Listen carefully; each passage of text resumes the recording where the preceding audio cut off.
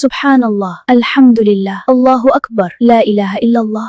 আসসালামু আলাইকুম বন্ধুরা, রমজানের রহমতের 10 দিন তো শেষ হয়ে গেল। আমরা এখন মাগফিরাতের দশকের মাঝামাঝি সময় আছি।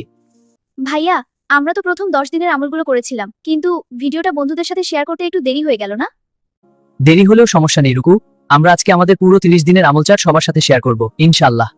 যারা প্রথম 10 দিনের আমল করতে পারেননি, তারা এখন থেকেই শুরু করতে পারেন। চলুন দেখে নেই আমাদের আমলগুলো। রমজানের প্রথম 10 দিন ছিল রহমতের। এই সময় আমরা আল্লাহর দয়া পাওয়ার জন্য প্রতিদিন অন্তত 1000 বার পড়েছি লা ইলাহা ইল্লাল্লাহু মুহাম্মাদুর রাসূলুল্লাহ। অর্থ, আল্লাহ ছাড়া কোনো উপাস্য নেই এবং হযরত মুহাম্মদ সাল্লাল্লাহু আলাইহি ওয়াসাল্লাম আল্লাহর রাসূল। বন্ধুরা, আমলটি সহজ, কিন্তু এর ফজিলত অনেক বেশি। আপনারা যারা এখনো এই জিকিরটি নিয়মিত করছেন না, তারা আজ থেকেই শুরু করুন। এই জিকিরটি করলে মনে অন্যরকম একটা শান্তি পাওয়া যায়। মাশাআল্লাহ, তোমরা আমল নিয়ে কথা বলছো দেখে খুব ভালো লাগছে। এখন তো মাগফিরাতের সময়। মহান আল্লাহ তাআলা এই সময়ে আমাদের ক্ষমা করার জন্য তৈরি থাকেন।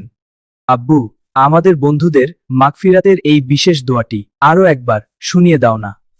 অবশ্যই এই 10 দিন তোমাদের 1000 বার পড়তে হবে। আস্তাগফিরুল্লাহ রব্বি মিন কুল্লি জামবি ওয়া আতুবু ইলাইহি। লা হাওলা ওয়ালা কুওয়াতা ইল্লা বিল্লাহিল আলিয়্যিল আযীম।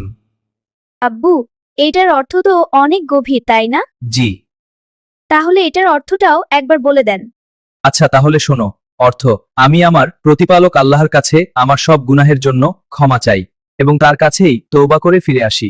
মহান ও সর্বোচ্চ আল্লাহ ছাড়া কোনো শক্তি ও ক্ষমতা নেই।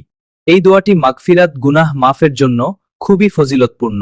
বন্ধুরা, আপনারা স্ক্রিনে দেওয়া লেখাটি দেখে দোয়াটি শিখে নিন এবং আজ থেকেই বেশি বেশি পাঠ করুন। আচ্ছা ভাইয়া, শুধু দোয়া পড়লে কি হবে, নাকি অন্য কাউকে কষ্ট দিলে তার কাছেও ক্ষমা চাইতে হবে? চমৎকার কথা বলেছ রুকু।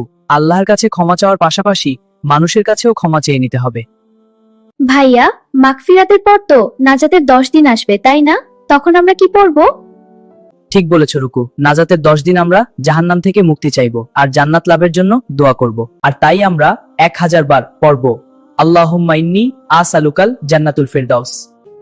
ইনশাআল্লাহ ভাইয়া, তাহলে আমি এই দোয়াটা এখনই মুখস্থ করে নিচ্ছি। তার আগে দোয়াটির অর্থ বলে দাও ভাইয়া। হে আল্লাহ, আমি আপনার কাছে জান্নাতুল ফেরদাউস কামনা করছি। আর রমজানের একদম শেষে যখন ঈদ ঘনিয়ে আসবে, তখন তোমাদের আমল যেন বন্ধ না হয়।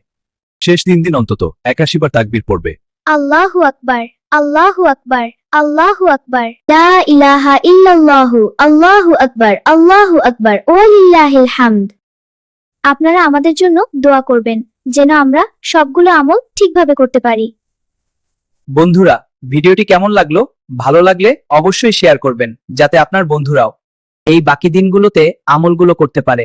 আসসালামু আলাইকুম।